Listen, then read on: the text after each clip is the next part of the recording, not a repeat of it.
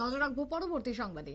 অর্থমন্ত্রী নির্মলা সীতারামনের বাজেটকে কেন্দ্র করে আজকে ধন্যবাদ জানাচ্ছেন সাধারণ বিশেষ করে সংশ্লিষ্টরা, যার মধ্যে আজকে নির্মলা সীতারামনের পেশ করা বাজেটকে জনমুখী, জনহিতকর, গরিব দরদি, মধ্যবিত্ত দরদি বাজেট বলে আখ্যায়িত করলো ভারতীয় মজদুর সংঘ, ত্রিপুরা প্রদেশের নেতৃত্ব। এবং এই যে বাজেট, এই বাজেট পেশের পর ঐতিহাসিক বলে আখ্যা দেওয়া মজদুর সংঘের যে বক্তব্য শুনুন।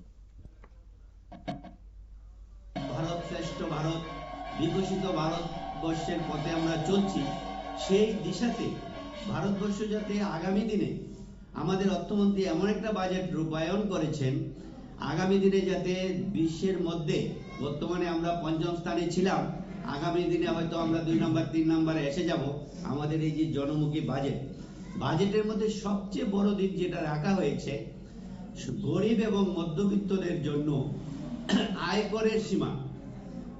তার আগে আমি সবচেয়ে বেশি অভিনন্দন জানাই আমাদের অখিল ভারতীয় মজদুর সংঘকে, যাদের অক্লান্ত পরিশ্রমে আমরা বিগত 1 বছর ধরে কেন্দ্রীয় সরকারকে বিভিন্ন ধরনের আমরা উপদেশ দিয়ে সরকারকে বিভিন্ন ধরনের দাবি দেওয়া নিয়ে এই বাজেটের।